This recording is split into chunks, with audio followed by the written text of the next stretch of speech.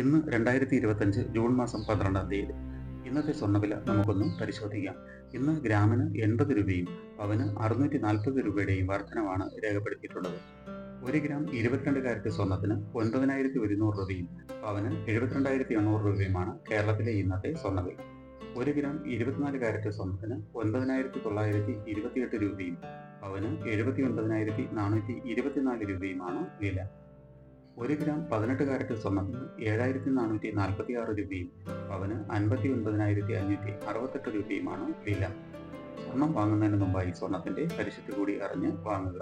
ഇനി ഇന്നത്തെ മറ്റ് പ്രധാന വാർത്തകൾ കൂടി ഒന്ന് നോക്കാം.